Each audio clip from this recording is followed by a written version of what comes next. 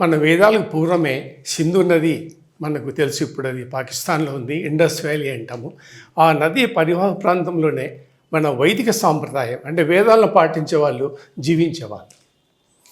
వారి యొక్క జీవితంలో వేదాలతో పాటు వేదంలో ఉన్నటువంటి యోగ సాధన కూడా చేసేవారు.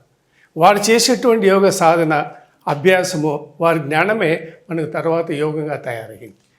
వాళ్ళ అభ్యాసం నుంచే, వాళ్ళ యొక్క అనుభవాల నుంచే యోగం మొదలైందనమాట. అంటే అది ఆచరణీయంగా జరిగింది.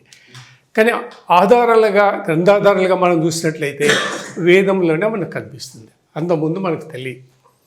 ఎందుకంటే వేదాలు చాలా పురాతనమైనవి కదా, ప్రాచీనమైనవి. దాంట్లో ఈ యొక్క వేదాన్ని గురించి కూడా ప్రస్తావన ఉంది, యోగం గురించి కూడా. అంటే యోగా అనేటువంటి శబ్దమే మనకు వేదాల నుంచి తీసుకోవడం అయింది. మొట్టమొదటిసారిగా గ్రంథ ప్రమాణంగా చూసుకుంటే వేదాలలోనే మనకు ఈ యోగం యొక్క ప్రస్తావన ఉంది. అంతకుముందు గ్రంథాలు లేవు కదా, మన వేదమే ఫస్ట్, ప్రపంచంలోనే మొట్టమొదటి గ్రంథం. ఆ వేదాలలోనే ఈ యోగం గురించి ఉంది, అంటే ప్రీ వేదిక్ పీరియడ్ నుంచి. కాబట్టి మనకు ఆ యోగ సాధనే ముఖ్యం. అదే పూర్వం నుంచి ఉంది, తర్వాతనే వేదాలు వచ్చినాయి. వేదాలు విన్నవి కదా, శృతులు, అదంతా మౌలికంగానే ఉండేది.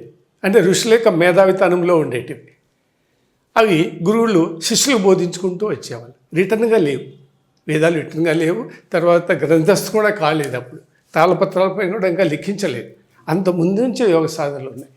ఈవెన్ సరస్వతి నది పరివాహ ప్రాంతంలో కూడాను యోగ సాధనలు ఉండేటివి.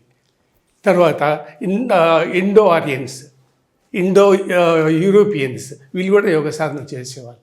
తర్వాత హరప్ప మొహంజోదారో నాగరికత కాలం నాటికి యోగ సాధనలు, అభ్యాసాలు ఉండేటివి.